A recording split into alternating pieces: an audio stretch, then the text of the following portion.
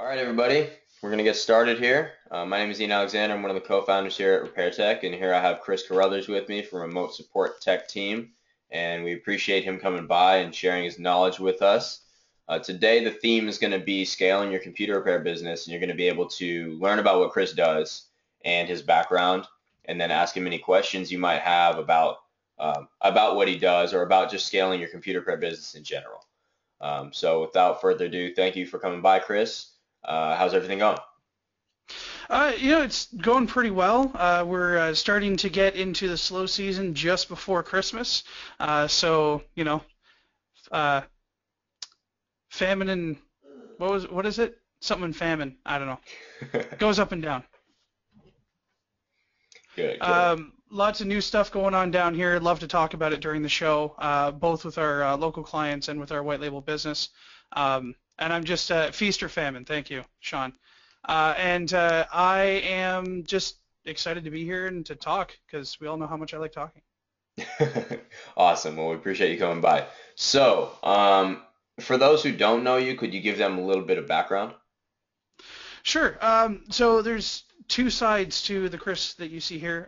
One is the local tech Carruthers computers, for those of you who can see the little logo there. We do just general repair and IT for the community of Barrie, Ontario, up in Canada, and the surrounding area. Most of you, though, will know me either from Podnuts for the live podcast with Jeff Hallish, or from Remote Support Tech Team, which is our white label IT company, where we do IT support for your customers rather than doing it for our own. So that's the biggest part about me, and that's probably where most of you have heard me from before. How does that work? So a repair shop signs up with you guys, and you guys are able to do their computer repair instead of them, or how does that normally work? Yeah, so what we'll do is we'll provide remote support either to the computers that are on the bench at the shop or at the customer's location. We have a mix of different types of clients when it comes to that. We have IT companies who just want us to work on the computers on their bench because they've got too many coming in, they need to keep it moving. And we have smaller IT companies to mid-sized IT companies that have us handling every single phone call that comes into their lines. So we will choose whether or not something can be done remotely and send the hardware repairs back down to the office so that they can handle it themselves. Interesting. Cool. Okay, so it sounds like you guys talk to a lot of computer repair businesses, probably of all sizes. Could you categorize for us like what most of the shops look like? Yeah, the majority of the shops that I deal with are 1- and 2-man shops that are looking to expand their business and grow. And just unfortunately can't afford to hire the staff in order to be able to do that. So we come in and help with that. But we do have a handful of medium-sized businesses with 3 to 5 employees, and they either look for very specific help like QuickBooks support, or they're just looking for someone to bounce ideas off of because sometimes just yelling at the wall doesn't give you what you want. Nice. And so what are the biggest issues that you see with smaller companies that are looking to grow their business?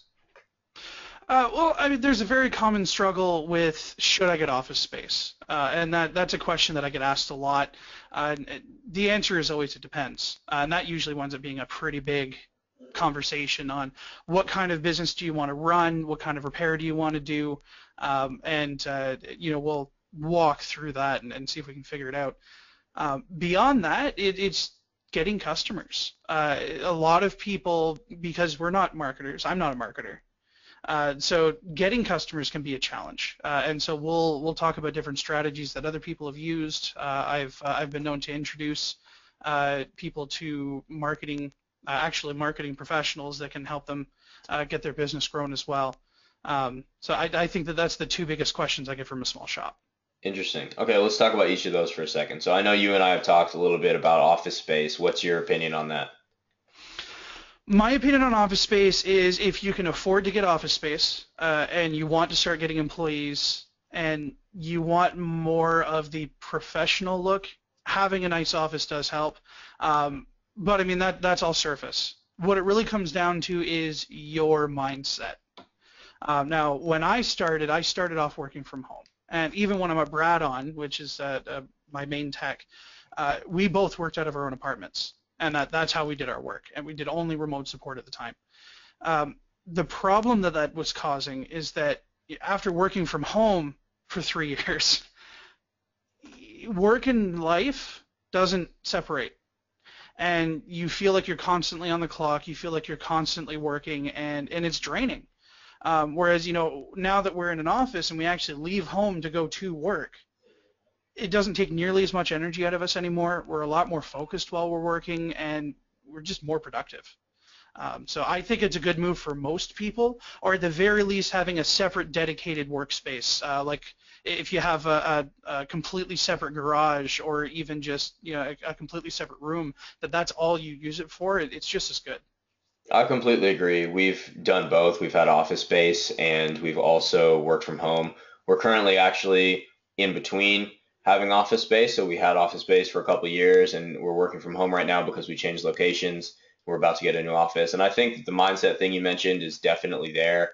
I think that when you are working from home, you constantly have the opportunity to work. And so you're never really fully on or off. I mean, sometimes you're fully on, but you're never really fully off. And that makes it harder to work long, efficient hours. Whereas when you have office space, you know that when you get there, I'm here to work. And when you leave, I don't have to work anymore. Which makes it so you can actually stay at the office, I think, longer because you know that when you're done, you're done. Oh, absolutely. I mean, let's be honest though. Leaving the office doesn't mean you stopped work. Right. It's a bigger jump than if you're just just always working at home. So completely agree. We got a question here from Sean. He says, world domination aside, what is the key indicator to scale up? What is the basis for investing? Is it customer demand or what? So that's an interesting question, which again would come to the answer of it depends. So I'm going to use myself as an example. When I started my company, I was in college, and my company was started so that I could pay for things because my student loans only gave me $300 to buy all my books and live off of for the year, which anybody who's tried to live off of $300, it doesn't happen. So, I went and borrowed $1,000, I incorporated, I got my business running, and I've never put another dime of my own personal money into the business. It just worked out that way, and it was great. That is not the norm. The norm generally winds up being that you should have 6 months worth of expenses for any scaling that you want to do, either borrowed or your own, before making that expansion. So scaling up, if we're talking about an employee, you should be able to right now pay for 6 months worth of that employee wages, plus pay for all of the payroll taxes and everything else that you need to have in order to have that employee. If you can't do that and you can't get a line of credit for that, it might not be the best move for you at that time. It's a little bit different if your customers are banging down your door and you can't keep them out, but most people aren't in that kind of situation when they're making the decision of whether or not they should scale up. Yeah, I would agree as well. I mean, I think it depends on what you want for your business. Whether your key performance indicators, which is I think what Sean is trying to ask about, like what should your key performance indicators be, depend on what success means to you. Mm-hmm. So if you want to service as many residential clients as possible in order to increase your market share this year and you don't care as much about the revenue, then that's going to be a different key performance indicator than if all you cared about was increasing your revenue. So, or business clients might be more important. So it just depends. Depends what you want. Sure.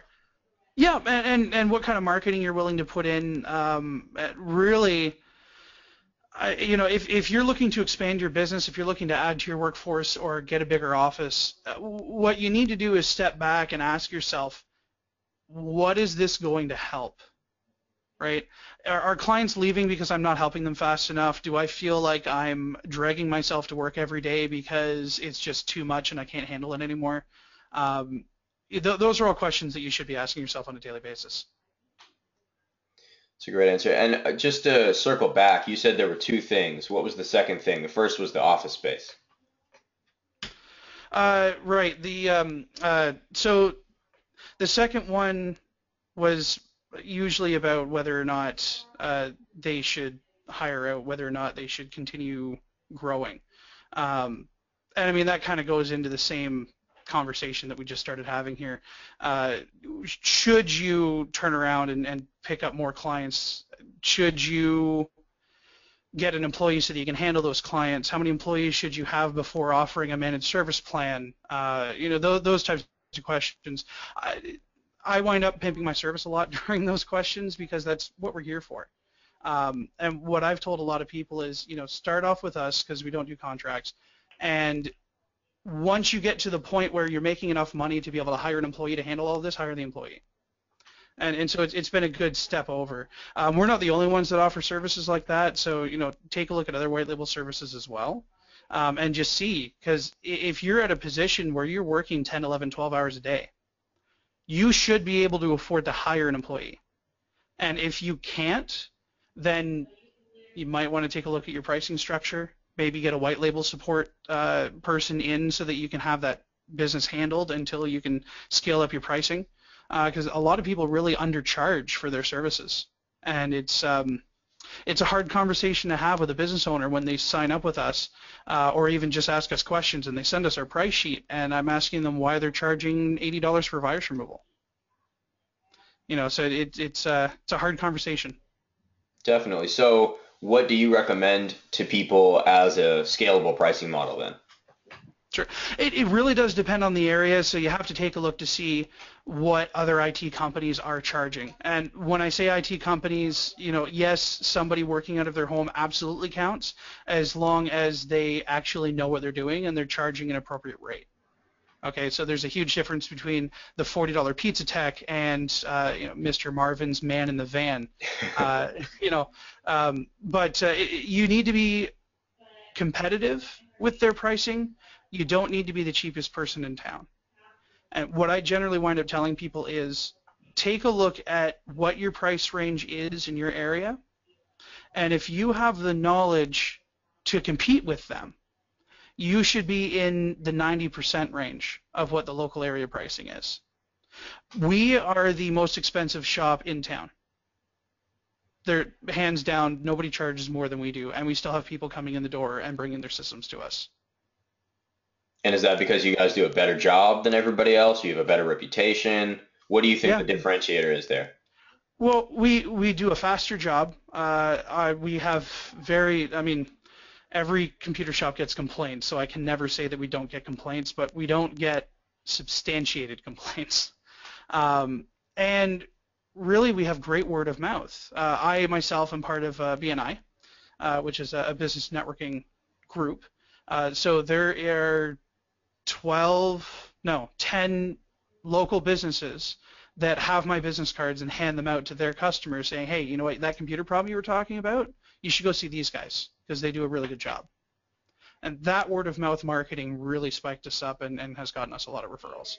Gotcha. Okay, so that leads really well into Juliet's question, which is, what do you think the best way to do marketing is to obtain new business? Sure. So it depends on your budget a lot.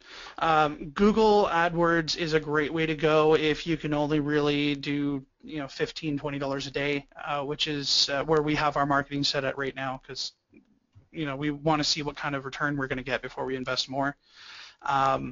But join your local chamber of commerce, because your chamber of commerce generally has a lot of resources for you. You'll be able to meet people, which is actually shaking somebody's hand is the best advertising that you're going to get, because they know you and they put your face to that business, so they're going to come see you. It's just the exact same thing with the BNI. You're meeting these people, they're getting to know you. The people in the BNI get to know you really well, and they get really confident in referring you. And if they have a good business relationship with their customer and they say this is the person to go to, I've had people call me up and say, I need this fixed, I'm going to bring it over, and declined a quote. They just wanted us to fix it and charge their card because they trusted us that much because of that referral. So word of mouth is very, very important. If you need your online presence, go with Google, Google AdWords, and Facebook advertising to an extent. We've had conversations about that. where I don't really like Facebook advertising myself. I don't like the way that it works, but I know that people have had a lot of success with it, especially if they're entering into the residential market, because people look on Facebook for businesses now. Yeah, I think it's interesting. I don't really like the idea of doing Facebook marketing if all you're doing is social stuff. If you're doing the actual Facebook cost per click advertising, I think it can be incredibly targeted, and if done right, can be fruitful. I know a lot of people are not successful with it though, so it really Yeah. depends how well you do it. So with AdWords is a little bit easier to be mediocrely successful with, I think. Hmm. Um, but Juliet just qualified her question. She said she's in a demographic of only 15,000 people. At 15,000 people, if you can go on Facebook or AdWords and target only that city, I'm assuming it's a city, that's pretty specific. And you're probably going to do well regardless of which channel you're using, as long as they see it and you're not overspending per customer or per Yeah. viewer. Um, and your marketing actually like looks good. Yeah. You also, and I'm going to say, because I've been in towns uh, for with 15, 20,000 people, um, and a lot of the time depending on what kind of demographic it is, if there's a lot of older people and it's a retirement type community, Yellow Pages and phone book would hands down be a great way to go. But in a community that small, people trust each other. So do the face-to-face, shake the hands, do what I was talking about before. Don't go knocking on doors. People don't like that. But if there's a community event going on and you can donate something to have your business name recognized there, like we used to have white elephant sales back in a little town called Glencoe, and if you donated items to be auctioned at a white elephant sale, money went to charity and your business name was put up on the wall. People would get calls from that, right? Because if you're willing to donate something, if you're willing to be charitable in a small place like that, they pay attention. So that would be another thing to look into. Check your community. Check to see if the library is willing to let you teach a class on how to use Skype or how to use email, and just get your face and name out there. That's a great idea. How to use Skype. It's an easy one. I'm sure a lot of Juliet said that a lot of older people are in that town, like you guessed. So I think that would Yeah. actually that would probably work really well. Yeah, and I mean, if you can go to, grandma, right, and teach her how to use Skype so that she can talk to the grandkids while they're off at college, she's going to love you for the rest of her life. That's it. You've got a customer for life. And you'll feel good doing it, which I think is an important part of it too, but that wasn't part of the discussion. Anything else that you frequently encounter that shops have trouble with when scaling? Parts distribution tends to be a real challenge, especially when you're not at the point yet where large distributors want to deal with you. Because I mean, we all know that you don't really make a whole lot of money on hardware. Just flat out, it doesn't happen. And in Canada, it's worse. So there's a divide there. But what you need to do is find a distributor that will be willing to work with you and negotiate and still give you at least some sort of a wholesale rate for ordering, maybe 5 or 10 of one item, without requiring you to lay down a bunch of money and make a huge order right up at once. Tech Data has been pretty good with working with us on that. So if you haven't already, Tech Data is a good place to look. I know a lot of people that just use Amazon and Newegg and eBay as their sources. And I mean, as long as you're picking up new parts, that's okay, but you're not going to get the type of profit that you're going to get from an actual distributor. So work your numbers and increase the number of repairs. Once you get the number of parts that you're going to be ordering up, that's when you're going to be able to go to larger distributors and say, listen, we're replacing this many hard drives a year. What kind of deal are you going to give us?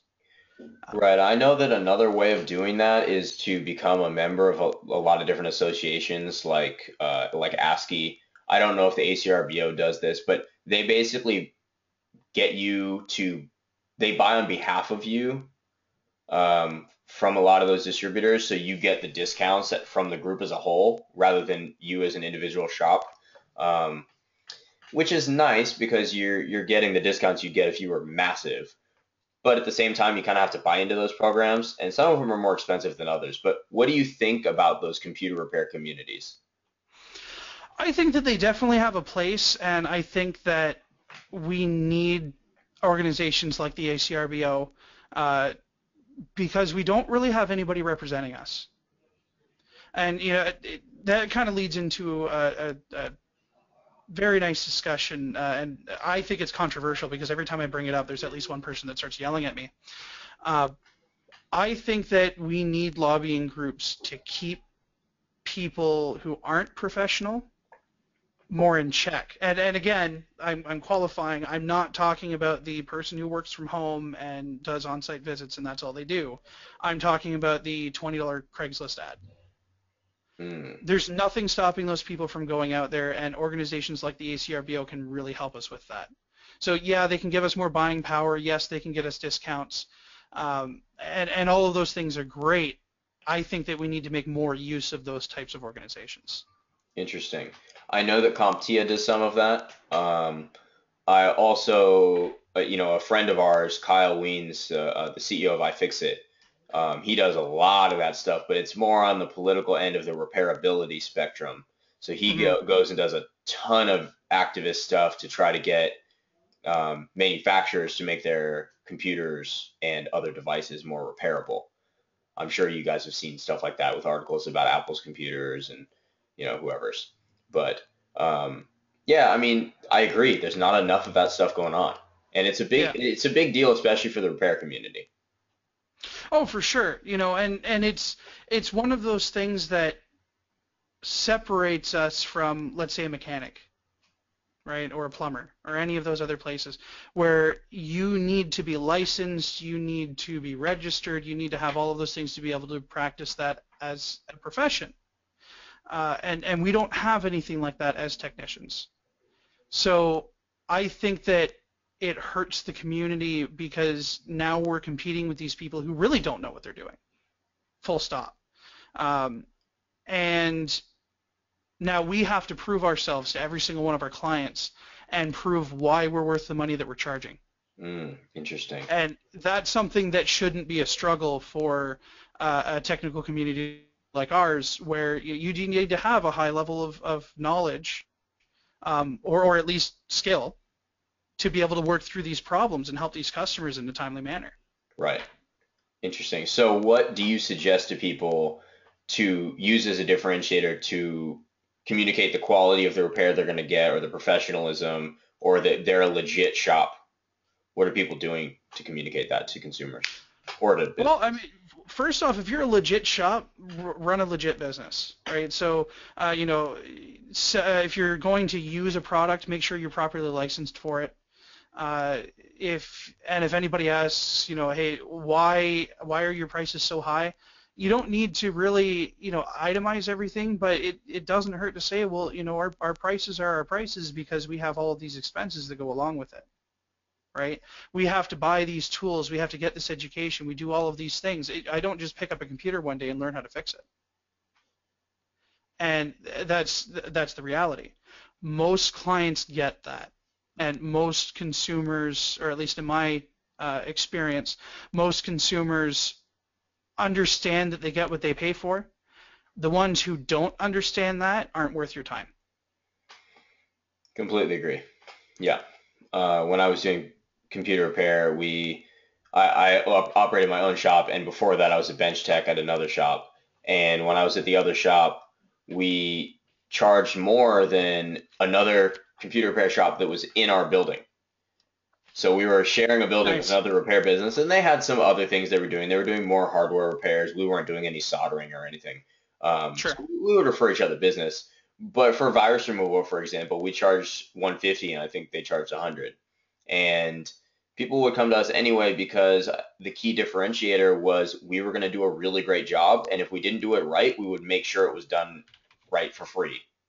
And Yeah. so just like the confidence in what we were doing and the process that we had in place and the organization, I mean, our shop looked cleaner than their shop, just as an example. Like our shop looked more professional. Yeah. So there were a lot of different things that communicated that. Yeah, and I mean, we offer a warranty. It sounds ridiculous, right? Like, Yeah. to us, because you should provide a warranty for your work. But you'd be amazed at how many phone calls we get from end users where they spent $300 on a computer repair, and the number that they are trying to call their tech back on, a couple weeks later is out of service, Mm. and they're stuck paying for a new repair. So, I feel bad for those people. I can't really do a whole lot about it, but it's the world we live in. Right. Right. Okay. So we got a question here. How do you feel about direct mail marketing? Direct mail marketing. So, I actually think I saw the that question as well. That was in relation to the small town. Right. Okay.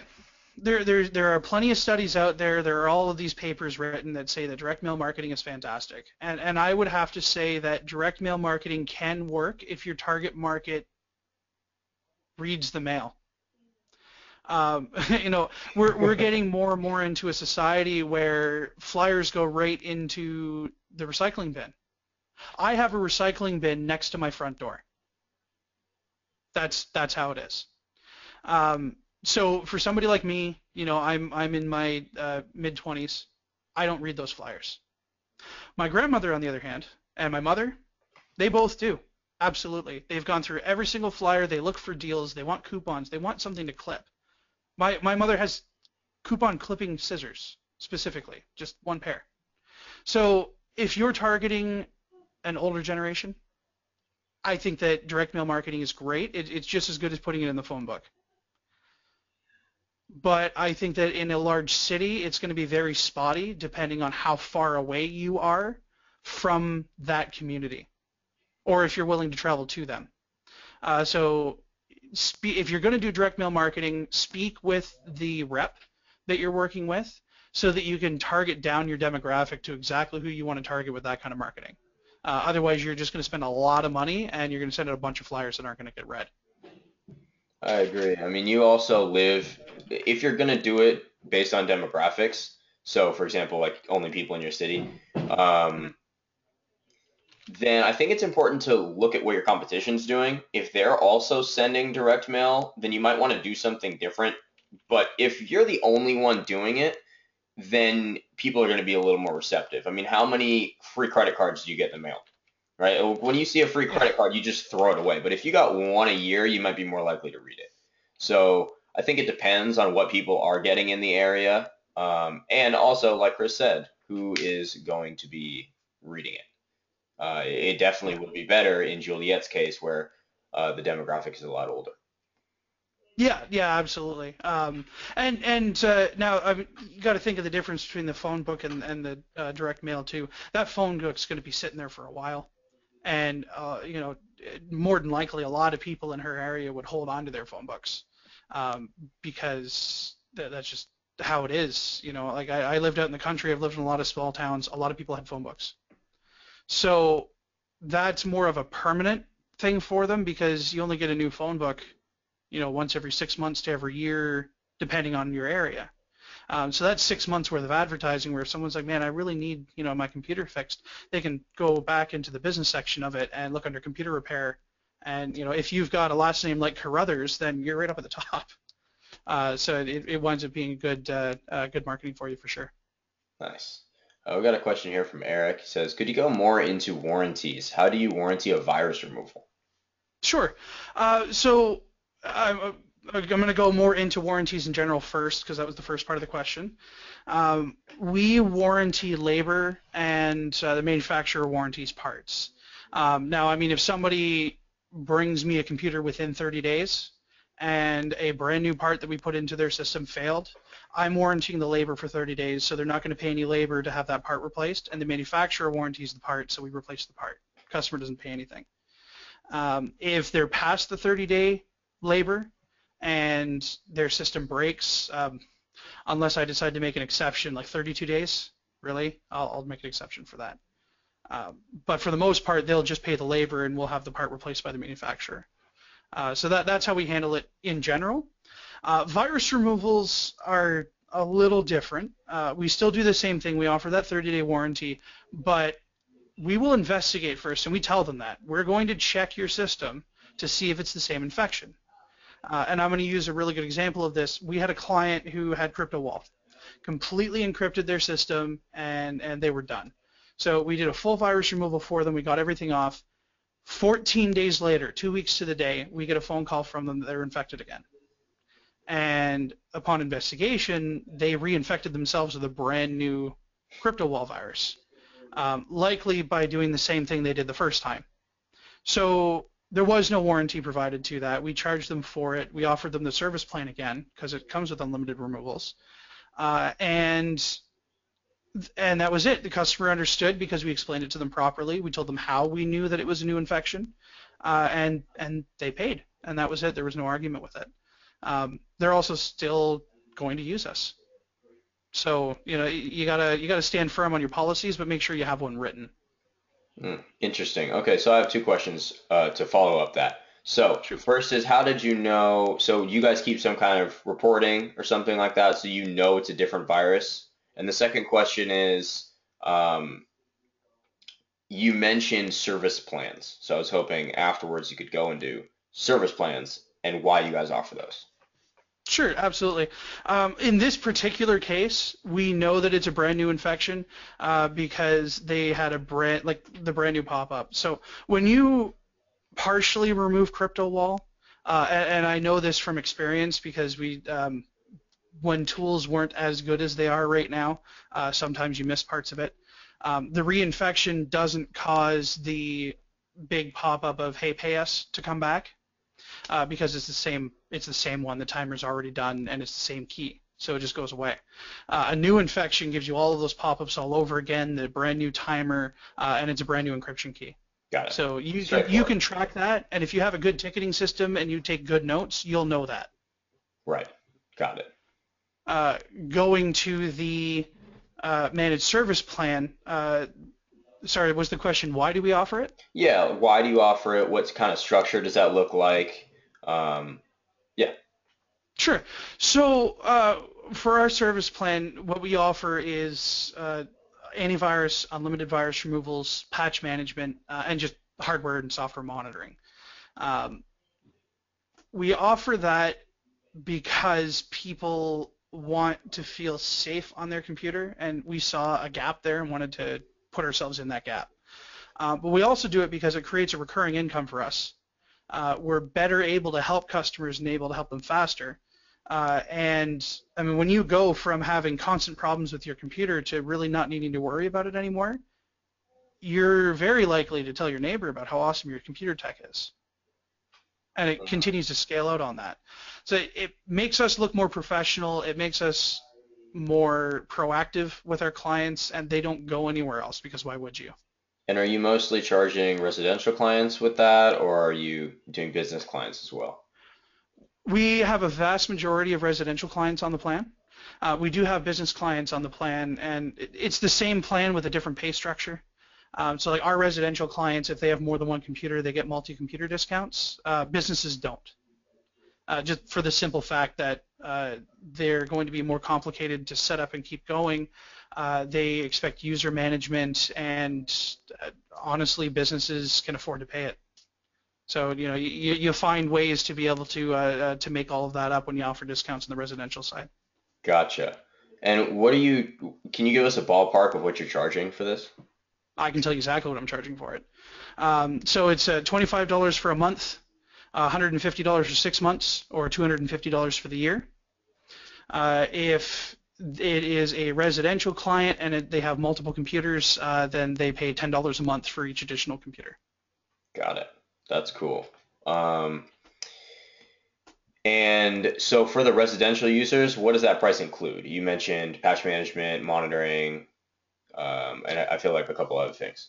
Yeah, so we include the antivirus, unlimited virus removals, patch management, and we do process and hardware monitoring. Nice. So actually, even something as small as, hey, John, just shooting you an email because I got an alert today that you only have 10 gigs worth of space left on your hard drive. Uh, do you want to upgrade your hard drive, or do you want us to help you clean it out a little bit so it doesn't slow down? Right. Okay. Right? And now you've created yourself an opportunity to assist that client. Okay. And for antivirus, what are you guys reselling, and what are you charging them for it? Well, Or we're well, the using the antivirus Enable is included, right? It is, yeah. We're using the Enable platform. So the engine that it's running on is Bitdefender. Got it. It's called Security Manager AV Defender is what it actually comes up as on the system. Okay. Yeah. Got it. Okay. Cool. And why did you pick Enable over Kaseya or LabTech or? I mean, there's a bunch of them. There are. So Kaseya and LabTech were overcomplicated and way higher in price for what we were looking at, and we just couldn't do enough with it. So I mean, there was just a lot of reasons why we tested them out and it didn't work. We were using GFI before, but GFI wasn't doing it for us anymore. We hit a wall where we couldn't continue expanding our service offering. Enable allowed us to set up our own server, install the software, so we have full control of everything. And it just gave us more power on the system. I mean, this is going to sound a little corny, but I got super excited when I logged into that dashboard and I said, "What do you mean edit the registry?" And there was a button, and I clicked on the tab, and it showed me the entire registry for the system, and I could edit it from the dashboard. That was exciting to me because I'd never seen that. So yeah, there was just a lot more of a benefit, and we have a big enough client base that the pricing was comparable between the two systems. So we didn't lose out on price either. It's interesting how there are a lot of different solutions that are catered to different size shops. Like GFI is probably like the small to medium size MSP, and then you get a little bit above that, and now you are going to want to move up because it just makes sense from a pricing perspective. Yeah, absolutely. So it just depends on the stage you're at, I guess. And really what your technical expertise is and how comfortable you are in diving into something like that. A very large number of my clients don't want to have anything to do with it. They have us do it for them. And it's literally because they don't want to bother setting up the scripts. They don't want to do any kind of coding.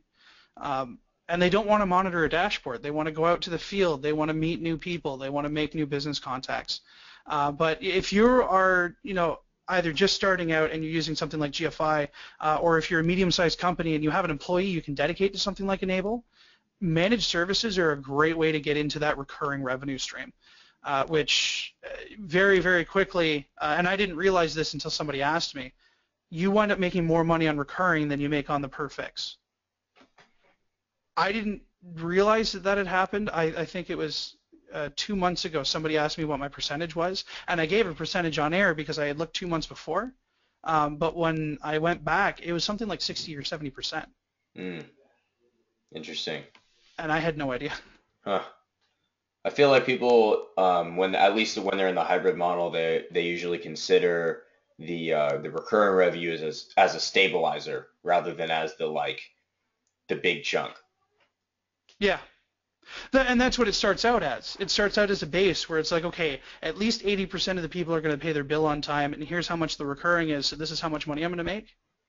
And that sounds great when you're thinking, I got to pay rent, I have to pay employees, we need to buy new equipment because our equipment's starting to break down. But then you look at, well, how much money did we bring in actually fixing things for people that aren't on these plans? Right. And that number doesn't shrink, but the recurring grows. Interesting. We got a question here from Sean. He says, what kind of software do you use to do a system audit when you receive or connect to a new computer for service? Okay, so if we're connecting to it, then we're using Instant House Call for our remote support. So we pull all of the information out of the auto PC repair. That just tells us everything that's going on. But I'm very much a hands-on person when it comes to reading system logs. So I don't use software for that. I open up the Windows logs and I read through them. I guess I would need more information though on what Sean is looking for, um, as far as what information he wants in his audit. Because I'm not, I am going to do a full system scan using Tech USB to make sure that there's no hardware faults before I start fixing a software problem. But we don't inventory systems for the most part. We get it fixed and we get it moved off the bench. Gotcha. Um, I believe Sean had a comment. He said, Ian, regarding the RMM solution, the Enable solution I'm using per Chris's recommendation, but again, if RepairTech can come up with a solution based on Kabuto, geared to simplicity and small shop and residential, you can make this go. Yeah, I mean, Kabuto is based on the concept that there is a piece of the market that's not being catered to, mostly residential, but also it's really going to be geared towards the simplicity. We don't want you to have to configure anything. Obviously, you should be able to if you want to, but it should be very plug and play in the same way that we made Tech Suite. So I feel like it's more targeted towards the people that just want to get going, the people that probably are having Chris set it up for them. Um, Yeah. so yeah, right now it's a simple monitoring solution, but it's definitely going to grow in its feature set. We're adding tons of stuff. Some stuff's getting deployed tonight. That's pretty cool. So yeah. Let's see here. We have another question about the warranty things. Which one was it? Does your base pricing? Do you base your pricing with the warranty too? Do you feel that because you offer that warranty, you can have a little higher price than, let's say, the company next to you that doesn't offer the warranty? No. Now, I mean, keep in mind something that I mentioned earlier. We're the highest priced people in town, but that's not because we offer a warranty. I firmly believe that any service industry or hardware industry or anything that is providing you something needs to warranty it. It's not a luxury. It's just if you want to have good business reputation, you warranty your stuff. That said, no, we did not look at our pricing and base our pricing based off the fact that we provide a warranty. Um, Quite honestly, it wouldn't impact our pricing. I would, at last check, we had less than a 4% return with our warranties, notwithstanding hardware faults because we can't do anything about that. But a 4% return on labor warranties. And that is combining our white label solution and our local service. So if people aren't coming back for warranty problems, it's not going to cost you anything. So just do the job right the first time. Right. That's the big thing. There's going to be situations out of your control. There's going to be plenty of people that bring their system back demanding warranty support that it's not a warranty issue. But for the most part, the more you do it, the longer you've been a tech, and the more you expand your knowledge base, the less likely you're going to wind up with a warranty return in the first place. That makes sense. I would also argue that the warranty is not necessarily a variable in what you price your products at. It's more a revenue building thing because I think that your customer retention will be better if you have a warranty, Absolutely. just because people feel more comfortable, even if they don't use it. You just telling them that makes them feel like you're there to help them and you want to make sure you get the job done right. And Yeah, retention for will sure. lead to higher customer lifetime value, which is more money. Right. And I mean, and make sure that you have a written process and that you're following it. Our written process is that we do a hardware diagnostic on repairs before we do the repair. Right. So, because I don't want to, do a full system tune-up on someone's system just to find out that the hard drive's failing and that's why it's running slow. That's a waste of time here. So, make sure that you're following those processes and keep your loyal customers. I mean, yeah, the warranty is a great way to do that because you're making sure that they know that if you mess up, you're going to fix it. That's the end of discussion. But we just launched a customer loyalty program here at Carruthers Computers, where people will accumulate points. So it's like air miles, or I don't know what you guys have down there. Um, like you have stores where you have like a rewards point system. You give them Yeah. your member card. Uh, oh, you mean like our customers or us? No, you as a consumer, are there places where you shop where you Oh, earn totally. points? Yeah, coffee Yeah. shops especially. Exactly, yeah, like buy 10 coffees, get the next one free, stuff like that. Sure. So what we've done is we've created a loyalty program where for every dollar they spend, they get a point, and then they can redeem those points for either, pop or water, because we have a Coke machine here, for discounts off of certain services when they get to a high enough level, right down to the point where, if they have 2,500 points, they can redeem that for a free year of managed services. So, there's a lot of things that tells them, as a loyal customer, I am being rewarded for coming back to my tech and spending my money there. And I know that I'm getting good service. I know that they're taking care of me. They're taking care of my system. And eventually I can trade it for something pretty cool. Hmm. I think it's really cool that you let them get stuff that doesn't have to do with your services, even if it's just soda.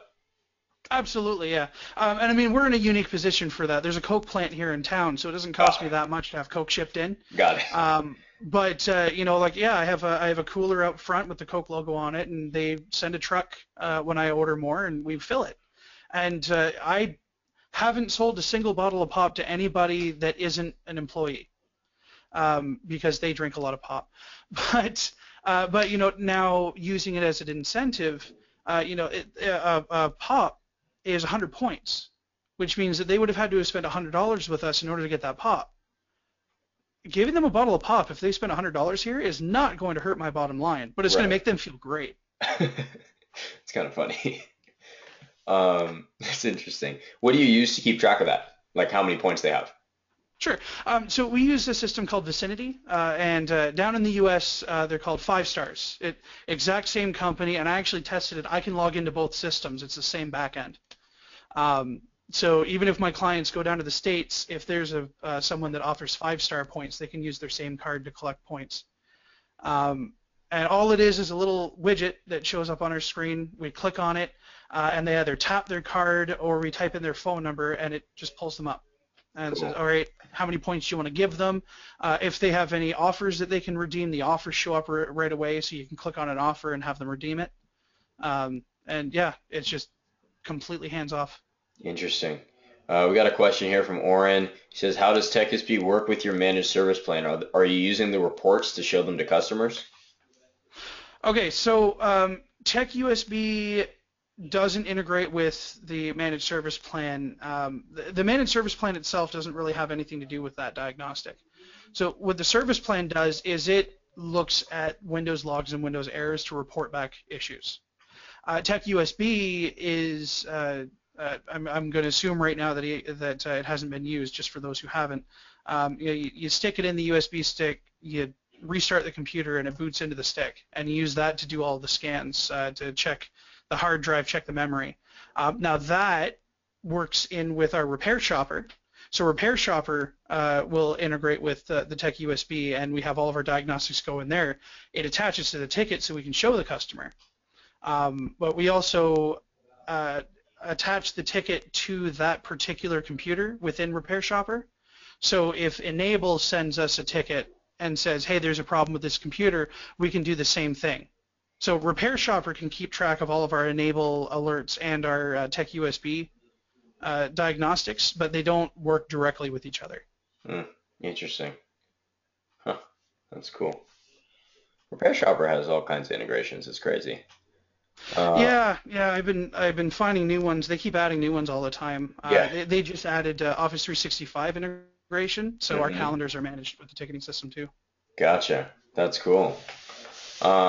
I think we went through all the questions. You guys have had really good questions. I appreciate it. We'll stick around for another like 10 minutes if you guys have further questions. Otherwise, thank you for coming by. This is going to be recorded, by the way, or I guess it is being recorded, so we'll send it out after the webinar. And if you missed any part of it, you can watch it. Cool. Yeah, no problem, guys. Yeah, I'm loving all the thank yous too. I'm glad that that's really coming in. Yeah. Well, I think it's always interesting hearing. I mean, it's nice when you talk to people that have experiences with many different repair shops, 'cause you can get a wide range of perspective. Oh, for sure, yeah. And I mean, like, I can take everything that I've learned in my own shop, and that's great. But I find that because I have clients all over the U.S. and in parts of Canada, I kind of get an insight on how different states and different provinces see the service, Mm, and there is a stark difference. You know, there is not a single person that can tell you this is how you should run your repair business because they don't live where you are. right. And that's something that I learned very early on in the white label, um, because I couldn't have all the answers. It just wasn't possible. Yeah, I mean, that was just in general, not even in the repair business, but in business in general. I learned that early on. We participated in some business incubator programs, and we'd have all these super successful millionaire, billionaire type people come in all the time and give talks. And they would try to tell you, I think this is what you should do in your business. And you want to listen to those people and you want to take everything in that they're saying at face value. But I think what you realize after a little while is that even though they are uber successful, they are telling you things from the perspective of what worked for them and what worked for the people around them. And those aren't necessarily your business. And you know your business Yeah. better than anybody else. So you should listen to those people, but you need to take the parts that apply to you and figure out what works for your business. So that was a Yeah. huge insight for me to learn. Oh, absolutely. And really, if your business is just a cookie cutter of somebody else's business, it's not just that it won't succeed, because it may or may not succeed, but it's not your business. You're not nearly as invested in something if you just copied it from somebody else. So all of that passion, everything like that, that's what gets me out of bed in the morning to come in here, is that I am very passionate about everything that's going on both sides of the business. I want everything to run smoothly because it's my baby. I built it, right? Right. If I just took somebody else's business model, I don't think that I would feel the same way about it. Right. Yeah, there's a redeeming factor to like making a decision about something.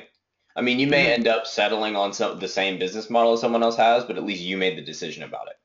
Right, and you figured out what worked for you and what didn't, and you tweaked what you needed to tweak. And I mean, because really, there's only so many ways that you can do a repair business. Somebody else will have somewhat of the same business as what you're running, Right. but it'll still be yours and it'll still be theirs. Right.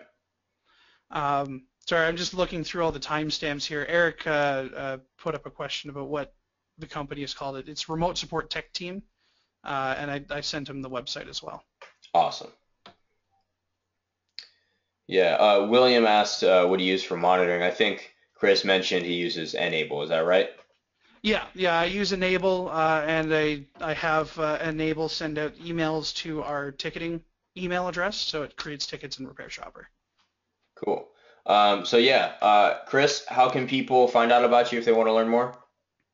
Sure. So if you want to find out more about my local business, it's Carruthers Computers. So if you www.carruthers-computers.com. Don't make a long URL like that, by the way, because it's hard to get people out there.